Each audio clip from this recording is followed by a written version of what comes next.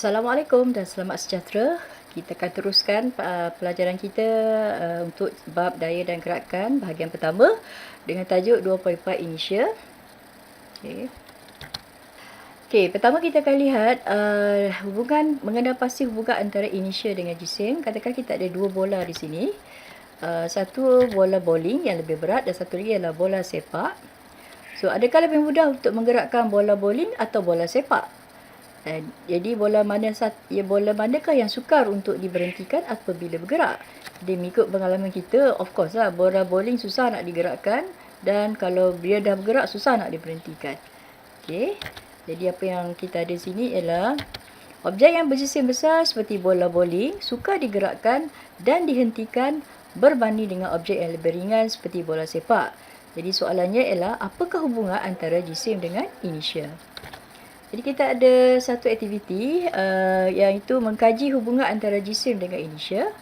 So kita ada kita ada troli di sini. Inilah troli yang kosong. Jadi kita anggap ini troli ringan dan troli ada pemberat. Jadi antara troli yang ringan dan troli yang berat, yang manakah lebih mudah digerakkan? Begitu juga ni. Sini ada satu almari. Sini ada dua almari yang bertindan kan. So mana yang senang nak gerakkan? Sudah pasti yang inilah kan. Jadi kita buat kesimpulan troli A lebih ringan dan mudah digerakkan. Yang manakah mempunyai initial yang lebih besar? Terangkan jawapan anda. Jadi initial troli B yang lebih berat ni, macam inilah almari ni yang lebih berat. Jisimnya besar dan susah nak digerakkan. Jadi bila susah nak digerakkan bermaksud initial dia tu berat lah, besar lah. Jadi kita buat kesimpulan lagi besar jisim, lagi besar initial, lagi susah nak digerakkan. Okey, satu lagi aktiviti. Kita gantungkan dua tin, satu tin kosong, satu tin yang ada pasir. So, tin yang manakah lebih mudah digerakkan? Jadi, tin yang kosong lah kan. So, tin yang kosong lebih mudah digerakkan. Biarkan setiap tin berayun, tin yang manakah lebih mudah dihentikan? Jadi, tin yang kosong lah, mudah dihentikan.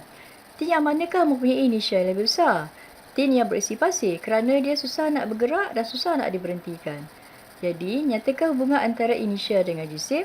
Semakin besar jisim, semakin besar initial. Kerana apa? Semakin besar initial, semakin susah nak digerakkan atau diberhentikan.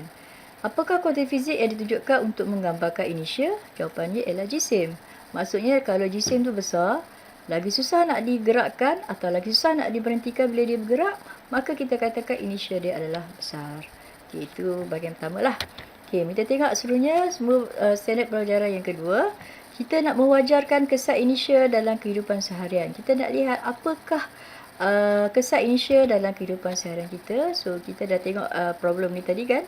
Sekali kita ulanglah. Maknanya untuk penumpang dalam bas serumbang ke belakang apabila bas yang pegun bergerak ke depan secara tiba-tiba. Okey. Jadi, initial penumpang ingin kekal dalam keadaan pegun. Okey. Okay, initial penumpang ingin kekal dalam keadaan pegun.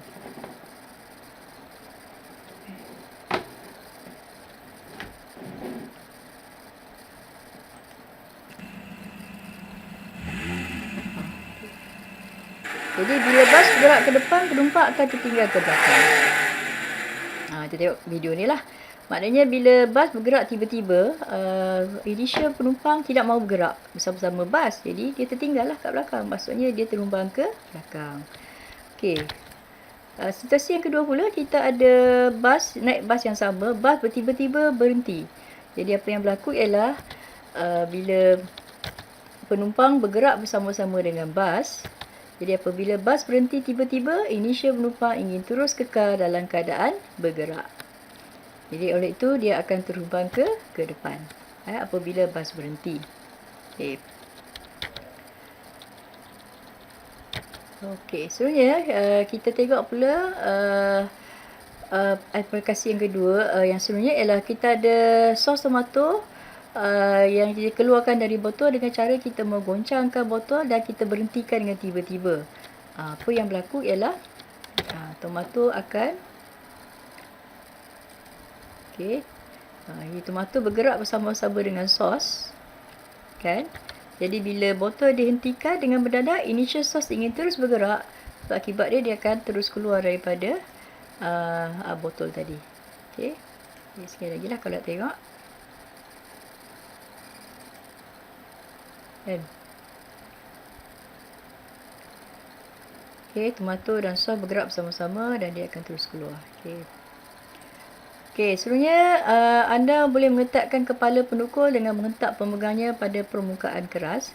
Terangkan dengan menggunakan konsep initial. Okey, terangkan dengan menggunakan konsep initial. Jadi, apa yang berlaku? Okey. Okey, kepala penukul bergerak bersama pemegang ke bawah. Okey. So, bila pemegang diberhentikan tiba-tiba, initial kepala penukul ingin kekal bergerak ke depan lah. Walaupun pemegang berhenti, tapi yang ini nak terus bergerak kan. So, apa yang berlaku ialah hujung pemegang masuk ke dalam kepala penukul dan penukul dapat diketatkan. Okey. Okey. Alright, seterusnya jika anda dikejar oleh seekor lembu, bagaimana seterusnya anda berlari? Mengapa? Dah ada pengalaman ni kan. Kita tahu lembu berjisim besar. Jadi kita tak boleh lari dia straight lah. Kita kena berlari apa? Ikut arah zigzag lah. Zigzag tu maksudnya apa? Arah kita sentiasa berubah lah. Ini kerana lembu punya jisim besar, maka initial dia juga besar, maka susah tak menukar arah. Jadi sebab itu dia susah lah nak kejar budaknya lah. Itu sebab dia lah kan. Okey, tapi jangan buat dengan anjing lah. Anjing tu ringan kan. Dia tak ada masalah, dia nak ubah arah kan. Okey, payung. Payung basah boleh dikeringkan dengan menggerakkan payung dengan cepat dan kemudian diberhentikan dengan tiba-tiba. So, terangkan dia apa yang berlaku. Payung bergerak bila kita pusing payung. Pusing payung. Air hujan atas payung ni bergerak bersama-sama dengan payung. Tapi apabila payung diberhentikan dengan tiba-tiba, initial air hujan ingin terus bergerak dan meninggalkan payung. Okey, that's why payung dapat dikeringkan dengan mudah lah. Jadi ada contoh video. Okey, anjing, macam mana anjing boleh keringkan badan dia? Nampak dia goyang-goyangkan badan dia, air bergerak bersama-sama kan. So dia dengan cara tu dia boleh keringkan badan dengan cepat lah. Okey, 7. Terangkan mengapa kapal yang penuh dengan muatan mengambil masa yang lebih lama untuk berhenti. Okey. Jadi ini adalah kerana kapal adalah berjisim sangat besar. Kapal tanker lah, jisim yang besar, initial yang besar, jadi menyebabkan susah untuk berhenti ataupun nak menukar arah. Pernah tengok kisah Titanic? Yang mana kapal Titanic melanggar iceberg kan. Kerana apa? Macam mana nak kapal bersuruh-suruh tapi gagal kan, nak berhentikan, nak tukar arah kapal tu. Sebab dia besar, initial dia besar. Okey, kita teruskan lagi dengan aktiviti keempat. Kita nak menerangkan cara mengurangkan kesan negatif initial. Initial tak dapat dielakkan, tetapi kita boleh kurangkan kesan negatifnya. Okey, kita ambil yang pertama ialah keselamatan dalam kereta. So, yang pertama ialah tali pinggang keledar. Okey, maknanya penumpang kereta, pemandu kereta dan penumpang di dalam kereta disarankan agar memakai tali pinggang keledar. Okey. Jadi apabila brek kereta ditekan secara mengejut, pemandu dan penumpang di dalam kereta akan terhumban ke hadapan akibat initial. Sebab kita bincang tadi kan, kereta bergerak bersama-sama kita. Bila berhenti, penumpang tidak mahu berhenti, bergerak, terus berjalan, terus bergerak dan terhumban ke depan. Jadi akibatnya penggunaan tali pinggang keledar dapat elakkan mereka daripada terhumban ke hadapan dan mengelakkan kecederaan yang teruk lah. So kita tengok video sini bagaimana kesan memakai tali pinggang keledar. Okey, boleh nampak sini. Dah berhenti. Semua yang telah bergerak ke depan kecuali nampak ni. Dua orang ni. Sebab mereka memakai tali pinggang keledar. So mereka terselamatlah daripada terhumban ke depan.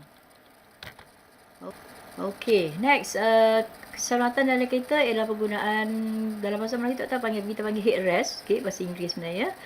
Okey, so headrest ni adalah mengelakkan kecederaan kepada leher sewaktu pelanggaran dari belakang. So maksudnya kalau kita ada kereta ke ataupun truk, biasanya lah tolak dari belakang, kita akan bergerak ke depan tiba-tiba kan. Jadi kepala kita akan tertinggal ke belakang. Jadi kalau tanpa headrest, mungkin tengkuk akan patah. Okey, jadi langkah keselamatan lah. Okey, seterusnya ialah kita ada penggunaan beg udara. Okey, so beg udara disimpan dalam steering kereta yang menghasilkan satu cushion untuk mengelakkan pemandu daripada terhantuk pada steering kereta atau papan dashboard semasa pelanggaran. Okey. Kita tengok video. Okey. Sekejap. Ulang balik. Okey. Jadi, okey, beg udara dilepaskan. Okey. Jadi dia jadi satu motion kepada pemandu dan menyelamatkanlah pemandu daripada terhantuk. Okey. Kemudian kita ada lori dan perabot yang dibawa dengan lori diikat dengan tali untuk mengelakkan daripada jatuh lah. Kerana apa, kalau lori ni brake tiba-tiba, inisien banyak ni kan. Jadi perlu menahanlah daripada jatuh lah, sukar jatuh lah. Okey. Okey, sebenarnya lori tangki minyak dibahagikan pada 3 tangki kecil yang ditutup. So sebenarnya tangki minyak ni kalau tengok dari luar tak nampak, kita nampak macam satu je. Sebenarnya kalau tengok dalam bahagian dalam, dia ada segmen-segmen ni kecil kan. Jadi gisil minyak dibagi pada gisil lebih kecil lah. So maksudnya setiap kawasan ni dia ada gisil sendirilah. So ini mengurangkan kesan inisial ke depan oleh setiap kompartmen berisi minyak sewaktu lori tangki minyak mula berhenti tiba-tiba. Maksudnya, bayangkan kalau lori ni stop tiba-tiba, berhenti tiba-tiba, the whole kesemua jisim ni besar kan, inisial dia besar, jadi kemungkinan dia akan terus nak pergi ke depan, jadi akan menghentam pemandu lori ni. Jadi sebab itu dia dibahagi pada kompartmen yang lebih kecil lah, mengurangkan jisim dan mengurangkan kesan inisial. Okey, dan kita tengok pada roller coaster kan.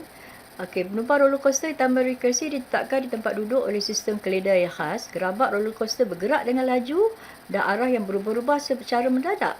So maknanya kalau sekarang tengah pusing kan, kemungkinan dia akan tukar arah. Jadi kita ni initial nak teruskan. Jadi kemungkinan kita kalau tak pakai tali pinggang keselamatan memang akan akan terhumbang keluar lah daripada roller coaster.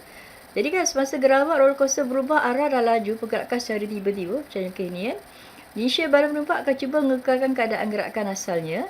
Jadi sistem keledar dalam gerabak memastikan penumpang kekal di tempat duduknya dan tidak terhumbang keluar semasa perubahan arah dan laju gerakan. Jadi selamatlah main roller coaster. Biasanya dia letak macam ni lah ini ialah tali pinggang dia lah. Pas. Okey, kita akhir di sini. Jadi kita dah bincangkan hari ini, kita bincang hubungan antara jisim dengan inertia. Semakin tinggi jisim, semakin tinggi inertia. Semakin susah satu objek itu untuk bergerak ataupun untuk diberhentikan bila dia sedang bergerak. Dan yang kedua, kita melihat beberapa contoh aplikasi inertia dalam kehidupan seharian. Dan juga kita lihat kesan inertia ini memberikan kesan negatif, tetapi kesan negatif itu dapat dikurangkan dengan berbagai cara lah, terutama sekali untuk keselamatan di dalam kenderaan kita. Okey, itu saja. Kita jumpa lagi pada pelajaran yang akan datang. Sekian, Assalamualaikum dan selamat sejahtera.